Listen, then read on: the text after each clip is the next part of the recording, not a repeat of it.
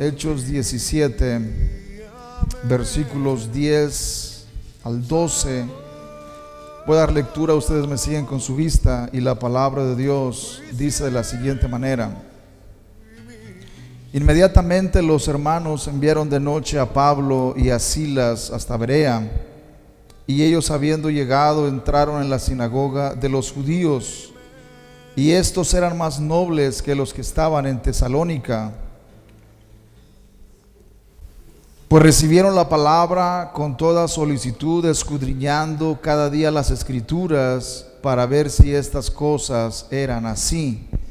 Así que creyeron muchos de ellos, y mujeres griegas de distinción, y no pocos hombres. El domingo anterior, hermanos, estuvimos hablando sobre las enseñanzas de los reformadores y cómo dichas enseñanzas fueron tan revolucionarias como las enseñanzas de Copérnico, por ejemplo, que decía que es la tierra la que gira alrededor del sol y no el sol el que se mueve. Así que lo que los reformadores enseñaban comenzó a traer una revolución tan grande que la Iglesia Católica Romana, hermanos, reaccionó en contra de esas enseñanzas. Y dos de las enseñanzas que estuvimos hablando el domingo anterior, estuvimos mencionando cómo la doctrina de la justificación por la fe sola, por ejemplo, desafió el concepto desarrollado en siglos anteriores de la Iglesia como la sola mediadora y la dispensadora de la gracia de Dios a través de los sacramentos. La Iglesia Católica Romana había enseñado que es la Iglesia solamente la única que puede dispensar los medios de gracia por medio de los sacramentos a los fieles, a los creyentes.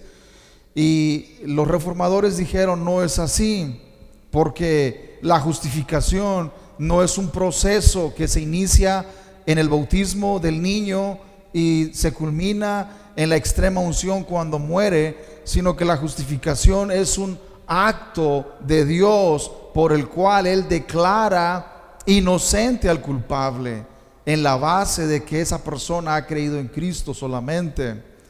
Así que esta enseñanza realmente desafiaba, hermanos, a las enseñanzas de la Iglesia que por siglos había estado enseñando. La otra doctrina que desafiaba a la enseñanza de la Iglesia oficial era la doctrina del sacerdocio de todos los creyentes. Esta enseñanza o esta doctrina vino a desafiar el concepto medieval de la necesidad de una clase especial de sacerdotes que hicieran mediación entre Dios y los creyentes. Y una vez más, los reformadores dijeron: no hay necesidad de tal clase especial de sacerdotes, porque todos los creyentes son sacerdotes delante de Dios. Todos los creyentes son sacerdotes. Por lo tanto, hermanos, esta enseñanza venía a atacar directamente esta doctrina de que tenía que haber una clase especial de sacerdotes. Los reformadores decían: no necesitamos o no se necesita esa clase especial, porque ahora en Cristo, cada uno de los que creemos en Cristo nos convertimos en sacerdotes de Dios. Eso es lo que dicen las Escrituras, hermano. Es lo que dice la palabra de Dios. Así que ellos enfatizaban lo que las Escrituras decían. Y como era de esperarse, hermanos, muchos católicos romanos, la Iglesia Católica Romana reaccionó. Esto ya lo vimos en mensajes anteriores, en el Concilio de Trento. Reaccionó anatemizando o haciendo varios anatemas hacia los protestantes. Pero no solamente la iglesia oficial o la Iglesia Católica Romana como iglesia o como cuerpo reaccionó hacia las enseñanzas protestantes. Algunos católicos romanos de manera individual también reaccionaron. Por ejemplo, algunos han afirmado que la Reforma Protestante fue una obra, no solamente fue un error, sino que fue una obra de Satanás para dividir y descuartizar, dicen ellos, el cuerpo de Cristo, y que nada bueno puede salir del protestantismo. Hermanos, estas acusaciones de algunos católicos romanos que critican a la Reforma Protestante. Lo hacen, algunos de ellos, hermanos, critican duramente y fuertemente la Reforma Protestante, algunos otros no tan fuerte, pero de igual manera sus críticas son bastante claras hacia la Reforma Protestante. Así que ellos han dicho que el protestantismo vino a crear una división, una separación, y que esta división y separación que ha causado con la Iglesia de Roma no es buena, y por lo tanto es un error que debe ser enmendado por nosotros mismos al regresar a la Iglesia de Roma. Otros católicos romanos, por ejemplo, critican al protestantismo afirmando que nuestros principios doctrinales no solo conducen a la anarquía, debido a que no puede existir con ninguna unidad, ni en doctrina, ni en práctica, ni aún entre las mismas denominaciones evangélicas. Ese es otro de los argumentos, hermanos, que se dan en contra de la Reforma Protestante, diciendo que la Reforma Protestante solamente conduce a la anarquía, de que cada persona cree lo que le da la gana, debido a que tiene la libertad de interpretar las Escrituras, de leerlas y de interpretarlas como él o ella creen más bien, ¿no es cierto? Entonces ellos dicen, por esa razón existe tanta división y tanta denominación entre los evangélicos, porque no puede haber unidad cuando existan esos principios. Incluso, hermanos, algunos evangélicos, tales como Alistair McGrath, quien es un teólogo anglicano, escribió en el año 2007 un libro titulado La idea peligrosa de la cristiandad, en el que dice que el protestantismo se parece a un microorganismo que es capaz de una rápida mutación y adaptación en respuesta al medio ambiente inestable y cambiante, pero manteniendo una continuidad con sus formas anteriores. Hermanos, es interesante ver que este escritor no es un teólogo católico, ni es un personaje católico, no, es un cristiano evangélico, es un teólogo evangélico, anglicano, pero él ha reconocido que entre el protestantismo, hermanos, existe un problema muy serio. Y es precisamente el tema que voy a abordar el día de hoy. Ese tema serio es: ¿por qué existe tanto divisionismo entre nosotros mismos? Ese es un problema serio, hermanos. Y déjenme decirles que es un problema que desde la Reforma Protestante se ha dado. Un divisionismo crónico, donde se abre una denominación nueva y después de unos años de esa misma denominación parten varias otras denominaciones.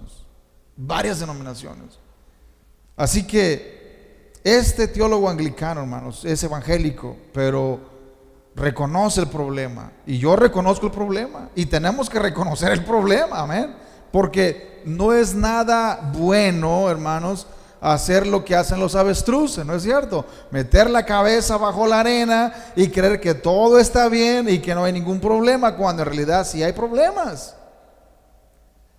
Y esa es una de las razones por las cuales yo me he dado cuenta del problema, porque he interactuado con católicos que me han dicho: bueno, ¿y por qué ustedes están tan divididos?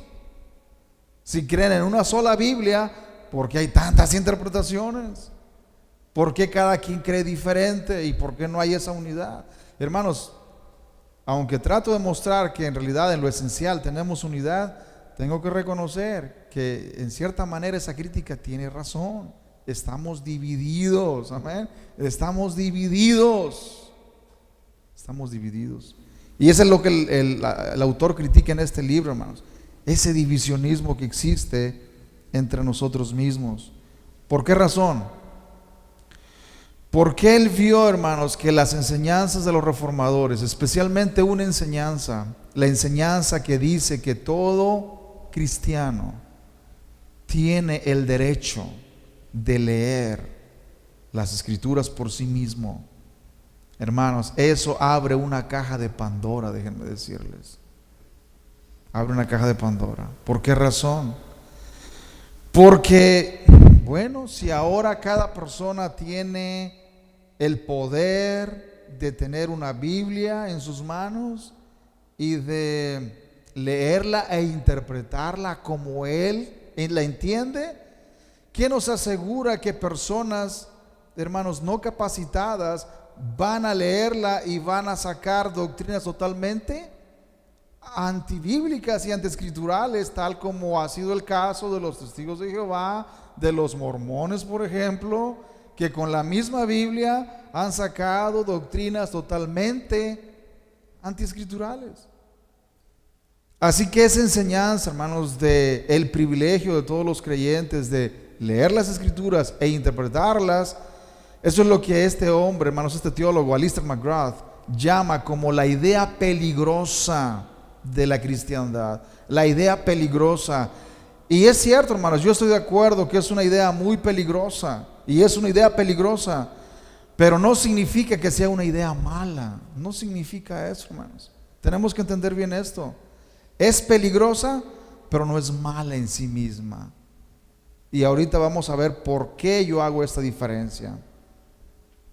Otros evangélicos, hermanos, tales como Peter Leithart, afirman que la única solución al divisionismo existente en el mundo protestante y evangélico es ponerle un fin al protestantismo. De hecho, en su libro más reciente, publicado en el año 2016 y titulado El fin del protestantismo, él aboga por esa idea de que el protestantismo debe terminarse, debido a que solamente ha traído divisiones y más divisiones. Hermanos, él no es un católico romano, es un evangélico, es un reformado, sigue la doctrina reformada, y sin embargo se ha dado cuenta del problema y aboga por una clase de ecumenismo entre católicos y evangélicos, de tal manera que los evangélicos no sean tan radicales, ni los católicos sean tan conservadores, y que haya una especie de unidad, y que al hacer esto, pues el protestantismo obviamente tiene que terminarse. Hermanos, debido a esas críticas realizadas, es necesario responder a una pregunta en esta mañana, y es la siguiente: ¿fue un error la Reforma Protestante? ¿Fue un error? Esas críticas, hermanos, que se han hecho tanto por católicos y evangélicos, nos deben llevar a meditar en esto. ¿Fue un error la Reforma Protestante? Estoy convencido que no fue un error, hermanos. Estoy convencido que no fue un error. Y en esta mañana voy a dar la respuesta del por qué creo con todo mi corazón que la Reforma Protestante, aun cuando ha traído ciertos efectos secundarios, vamos a decirlo, efectos secundarios, aún así no fue un error, sino fue el remedio y la cura más apropiada para el problema que existía en la Edad Media, en el tiempo de Lutero. Esa es mi convicción, y en esta mañana voy a hacerlo claro, hermanos. Voy a dar esa respuesta que creo que es la conclusión de esta serie que hemos estado llevando sobre las 5 solas de la Reforma Protestante. Es muy cierto que las ideas protestantes son tanto revolucionarias como peligrosas, debido a que ellas pueden ser abusadas por algunas personas. Pero tales ideas no son malas en sí mismas, debido a que se encuentran basadas en principios que encontramos en las mismas escrituras. Voy a dar una ilustración, hermanos, y esta ilustración es de la siguiente manera: el privilegio de conducir un auto tampoco es malo en sí mismo, pero algunas personas usan ese privilegio para lo peor al conducir de manera irresponsable y provocando y hasta causando accidentes en donde muchas personas inocentes pierden la vida. Y la pregunta que surge es la siguiente: ¿acaso se deben prohibir los autos o prohibir conducirlos debido a que algunas personas cometen tales abusos? No, hermanos, por supuesto que no. El que unas personas abusen de su privilegio de conducir no significa que se deban prohibir los autos o que se deban prohibir el conducirlos. Ambas cosas son buenas. Tanto tener autos como conducirlos es algo bueno en sí mismo. El que algunas personas abusen de ese privilegio no significa, hermanos, que los principios sean malos. De la misma manera, el principio, hermanos, protestante, de que todos los creyentes deben tener una Biblia y deben ser capaces de leerla por ellos mismos, es un principio bueno, hermanos. Es un principio bíblico. Sin embargo, esto no evita que algunas personas sin escrúpulos malusen ese privilegio. El principio protestante, por ejemplo, de poder leer y enseñar las Escrituras a los que no la conocen, no es malo en sí mismo, ni tampoco es el culpable de que personas irresponsables e inescrupulosas, tales como José Luis de Jesús Miranda y muchos otros, terminen creyendo y enseñando herejías destructoras. Hermanos, el principio de la libertad y el derecho de leer las Escrituras no va a impedir que hombres como José Luis de Jesús Miranda, quien dijo que era Cristo, ¿verdad? Y después dijo que era el anticristo y cosas, ¿verdad?, por el estilo, enseñaba cosas que eran tan aberrantes, no significa que el principio sea malo. El principio es bueno, pero así como personas abusan el conducir un vehículo, así también otras personas abusan cuando leen las Escrituras y terminan no solamente condenándose ellos mismos, pero también condenando a otras personas. Ese es el problema. Pero el principio no es malo en sí mismo. ¿Por qué razón? Porque es un principio bíblico. Vayamos a Hechos, ahí los versículos que leímos, hermanos, 10 al 12 de Hechos 17. Veamos claramente cómo el autor Lucas, quien escribe Hechos, describe lo que los cristianos de Berea hicieron. Inmediatamente, dice el 10, inmediatamente los hermanos enviaron de noche a Pablo y a Silas hasta Berea, y ellos, habiendo llegado, entraron en la sinagoga de los judíos. Y estos eran más nobles que los que estaban en Tesalónica, pues recibieron la palabra con toda solicitud, escudriñando cada día las Escrituras para ver si estas cosas eran así. Y el resultado de esto, hermanos, es que así que creyeron muchos de ellos, y mujeres griegas de distinción, y no pocos hombres. Notemos, hermanos, en estos versículos tres principios importantes o tres características. Por ejemplo, el apóstol Pablo poseía una autoridad de investidura incuestionable, y sin embargo los creyentes de Berea no aceptaron sus enseñanzas con los ojos cerrados y sin examinarlas. Ellos comenzaron a escudriñar las Escrituras y a comparar lo que ellas decían con lo que Pablo les enseñaba, para ver si lo que él les enseñaba era verdad o no. Es interesante, hermanos. En este relato no encontramos ningún vestigio de la idea del catolicismo romano, de que la autoridad de la iglesia es incuestionable, de que no se puede cuestionar. O la autoridad del Papa, por ejemplo. No puedes cuestionar la autoridad del Papa si eres católico romano, porque cuestionar su autoridad es un pecado, es atentar contra la autoridad de Cristo mismo, ¿no es cierto? Porque se dice que el Papa es el representante de Cristo en esta tierra, es el vicario de Cristo. Por lo tanto, el Papa tiene y posee una autoridad que es incuestionable. Bueno, hermanos, en este relato vemos al apóstol Pablo, que era un apóstol escogido del Señor, ir a Berea y llegar a la sinagoga de los judíos. Y aún con todo y su apostolado, el apóstol Pablo no reclamó una obediencia ciega de parte de los creyentes en Berea. Ellos comenzaron a escudriñar las Escrituras para ver si lo que Pablo les decía era verdad o no. Y Pablo no lo reprendió por ello, ni les dijo: pero ¿cómo es posible que ustedes pongan en duda lo que yo les estoy enseñando? Si yo soy un apóstol de Dios, ¿por qué ustedes están haciendo eso?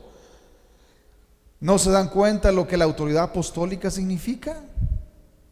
La autoridad apostólica, hermanos, según la Iglesia Católica Romana, es una autoridad que debe ser incuestionable, incuestionable. Pero aquí vemos a los cristianos de Berea, o a los creyentes de Berea, no solamente cuestionar lo que Pablo decía, sino compararlo con las Escrituras. Y yo pregunto, ¿ustedes creen que ellos estaban pecando en hacer eso, hermanos? No, ellos no estaban pecando. Ellos estaban simplemente verificando si lo que Pablo les enseñaba era verdad y comparándolo con las Escrituras. Bueno, eso es simplemente lo que los reformadores enseñaban, que toda doctrina, toda enseñanza tiene que ser comparada con las Escrituras, tiene que ser traída a la luz de la palabra de Dios, de las enseñanzas de la Biblia, para entender si realmente lo que enseña esa persona o esa iglesia o esa denominación está de acuerdo a la Biblia o no. Eso es todo. Así que en estos versículos podemos ver ese principio, hermanos, de libre examen, de que no tenemos que creer todo con los ojos cerrados. Ni aún lo que Pablo enseñaba fue aceptado de esa manera, con los ojos cerrados. Mucho menos lo que dicen las personas el día de hoy, que dicen tener autoridad y tener la última revelación de Dios o algo por el estilo. No, vamos a traer eso a la luz de las Escrituras. ¿Qué es lo que dice esa persona? Si es verdad o no, y si está de acuerdo con la palabra de Dios. ¿Qué es lo que el escritor Lucas, hermanos, dijo de estos cristianos de Berea?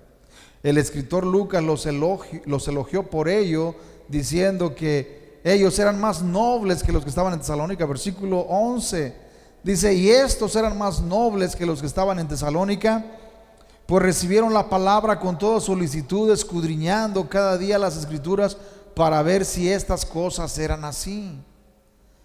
Hermanos, el escritor Lucas elogió a los cristianos de Berea, los elogió por ello. No los reprendió, los elogió. Este principio nos muestra que no importa qué tan importante sea el oficio que un creyente ocupe, nunca va a estar libre de examen y escrutinio, tanto moral como doctrinal. Y prueba de ello es lo que estos cristianos hicieron con las enseñanzas del apóstol Pablo. La pregunta que surge en este momento, hermanos, y es la siguiente: ¿cómo podemos entonces explicar el hecho de que un principio bíblico y bueno haya resultado en algo aparentemente malo? ¿Cómo podemos explicar el hecho? Si la postura protestante es correcta y bíblica, de que existe y debe existir el libre examen y comparar las enseñanzas de este o aquel personaje a la luz de las Escrituras, tal como lo hicieron los cristianos de Berea, ¿por qué entonces, hermanos, ha resultado un divisionismo crónico en el mundo evangélico? ¿Por qué razón? Y esa es la pregunta que ellos y muchos hacen. ¿Por qué razón, si es un principio bíblico y bueno, por qué ha resultado ese principio en un divisionismo que nadie se pone de acuerdo entre ustedes? Es la verdad, hermanos. Tenemos que admitir que aún entre los mismos bautistas existe una unidad 100%. Ni aún entre los mismos pentecostales, ni aún entre los mismos presbiterianos, ni aún entre los mismos metodistas. No hay unidad total, pues. No hay unidad total. Y una vez más volvemos a este problema. Entonces, ¿es algo malo, pues, la reforma protestante? ¿Es algo malo? ¿Fue un error? ¿No debió existir? ¿Cuál es la respuesta a esto? Hermanos, se me ha ocurrido una ilustración para dar una respuesta a este problema y a esta pregunta. He tratado de encontrar la respuesta y déjenme decirles, no hay muchos libros que respondan esta pregunta. Por alguna razón, hermanos, esta pregunta es una papa caliente, hermanos, que nadie quiere agarrar, en serio. Es una papa caliente que ningún protestante quiere agarrar en sus manos, porque es delicada, es difícil. No es fácil enfrentarnos con estas realidades, pues. No es fácil. Varios pastores, hermanos, que han enfrentado estas preguntas han terminado convirtiéndose al catolicismo romano. Líderes evangélicos se han ido al catolicismo romano o a la iglesia oriental griega cuando han examinado de cerca este problema del mundo evangélico. Han dicho: no hay remedio entre nosotros, no hay remedio. Y se han cansado de luchar y se han ido mejor al catolicismo romano. Es una papa caliente, hermanos, esta pregunta. Es difícil, no es fácil. Pero, hermanos, personalmente he luchado con esa pregunta. Y la respuesta, gracias a Dios, satisfactoria hasta este momento es la siguiente. Y voy a dar una ilustración para esto. La explicación que a mí se me ha ocurrido es el ejemplo de una persona con cáncer. El doctor le dice a un paciente con cáncer que la única manera de eliminar el cáncer y evitar su muerte es someterse a radiaciones de quimioterapia. El problema es que tales radiaciones traerán efectos secundarios sobre su cuerpo. Sufrirá la pérdida de su pelo, entre otras cosas. Pero tales efectos secundarios, tan incómodos y desagradables como puedan ser, son más preferibles que la muerte del paciente. ¿No es cierto, hermanos? ¿No es cierto? Es mejor que una persona con cáncer termine toda pelona, sin cabello, hermanos, sin pelo en su cabeza, a que termine en la tumba. ¿No es cierto? Tiene que someterse a las radiaciones si es que quiere seguir con vida. Pero las radiaciones le van a tumbar el pelo, le van a quitar la ceja y le van a quitar no sé cuántas cosas más de su cuerpo. Esos son los efectos secundarios, hermanos. Efectos secundarios para la cura del cáncer. Efectos secundarios. Veamos bien esto, hermanos, notemos bien esto, porque esta es la respuesta al problema. ¿Por qué tanto divisionismo en el mundo evangélico? ¿Por qué tantas divisiones? Bueno, los efectos secundarios de un paciente de cáncer son su pérdida de pelo y son otras cosas que va a experimentar mientras esté sometido a las radiaciones, ¿verdad? de la quimioterapia. De la misma manera, la iglesia había contraído un cáncer espiritual tan horrible que la única solución posible era una cura radical de quimioterapia espiritual. Pero esa solución, aunque ha sido efectiva, ha traído efectos secundarios al cuerpo de Cristo, que es la iglesia. Esa es la respuesta, hermanos, más satisfactoria que yo puedo dar. La iglesia había contraído una enfermedad tan terrible, así como el cáncer. La iglesia había contraído un cáncer espiritual. En la Edad Media, hermanos, parecía no haber cura para esta enfermedad. En la iglesia parecía no haber cura. Y la solución de los reformadores, hermanos, fue buena, fue efectiva, pero fue una cura muy fuerte también. Fue como la quimioterapia en las personas con cáncer, hermanos, trajo efectos secundarios. Y esos efectos secundarios es lo que nosotros vemos el día de hoy. Muchas divisiones entre nosotros mismos. ¿Por qué razón? Por los principios protestantes, por los principios reformados, de que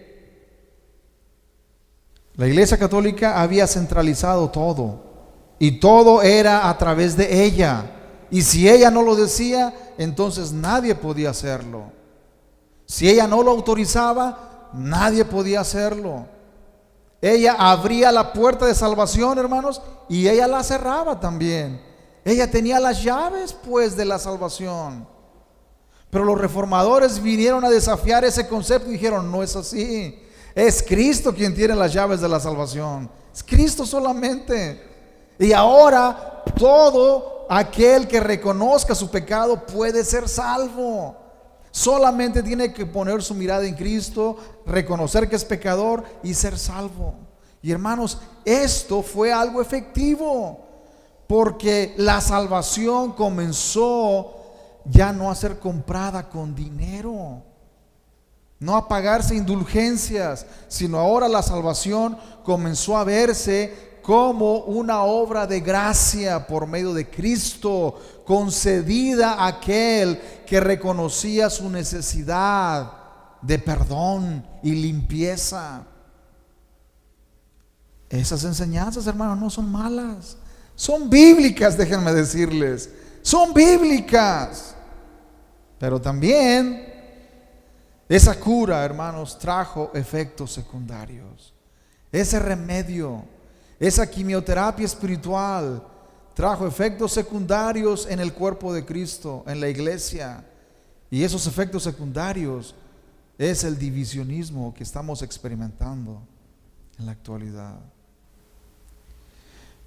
Pero dichos efectos secundarios, entiéndase, las divisiones y las denominaciones existentes, tan incómodos y desagradables como parezcan ser, son preferibles a la condenación eterna de miles y millones de personas, quienes morirán engañadas como resultado de creer en un falso evangelio. Lo que yo nunca he escuchado a un católico romano decir es: ¿cómo estaríamos ahora si la reforma protestante no hubiera ocurrido? Eso es lo que nunca he escuchado a un católico romano explicarme o decirme. Nunca. Lo único que he escuchado son críticas hacia cómo estamos, divisiones, bla, bla, bla. Pero nunca he escuchado una alternativa. Nunca he escuchado que un católico romano me diga: si la reforma protestante no hubiera sucedido, entonces estaríamos mejor por esto y por esto y por esto otro.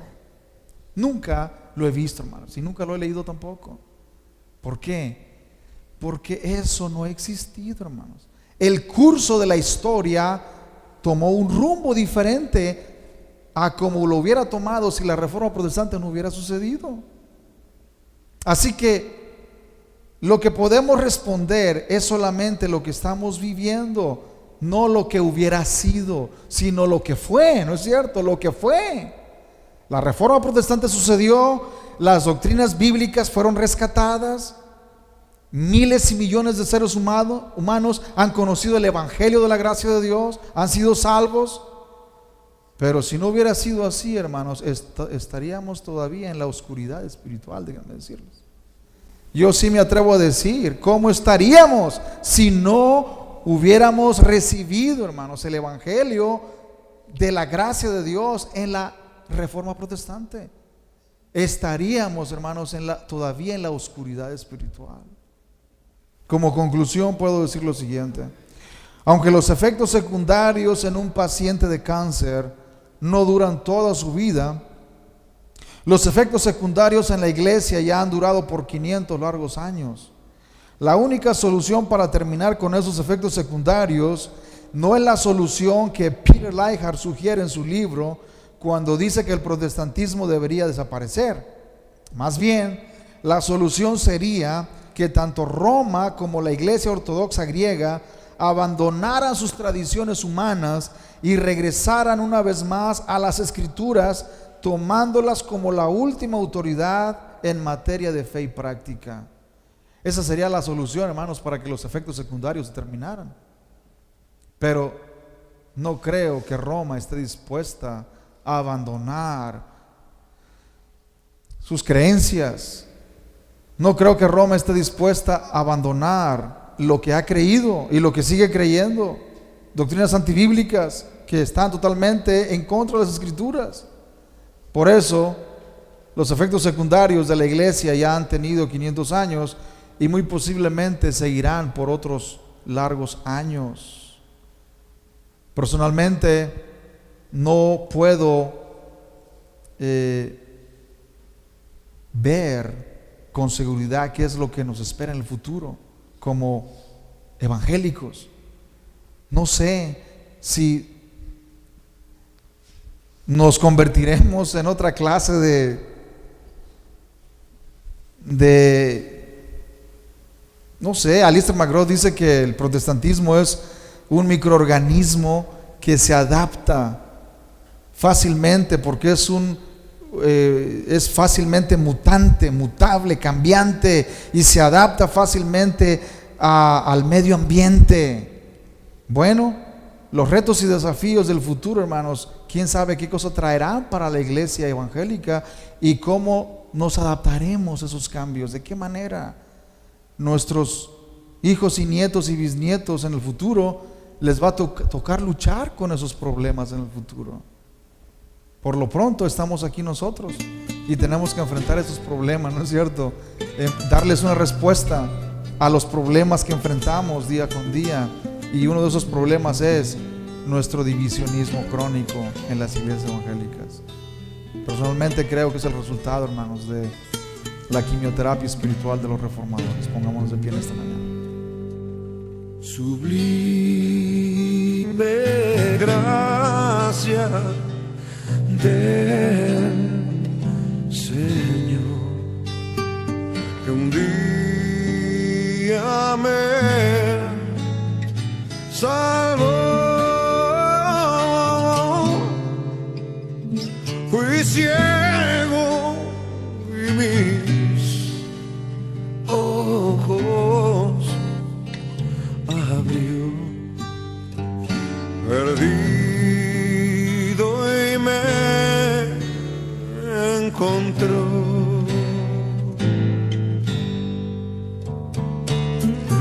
Su gracia me enseñó a entender mis dudas. Él ahuyentó. Oh, cuán precioso fue a mi ser cuando Él me transformó.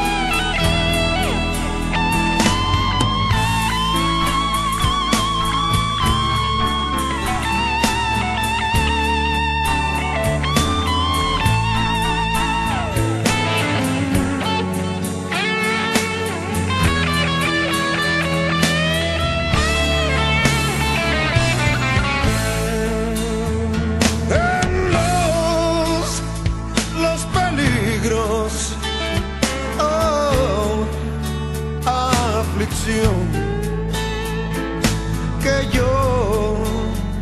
yo he tenido aquí, su mano amorosa siempre me guió y me guiará hasta el fin. Y cuando esté en la eternidad,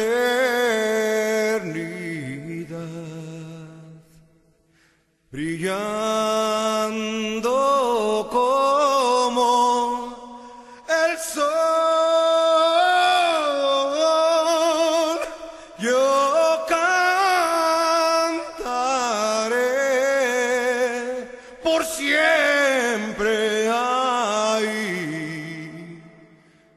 amor.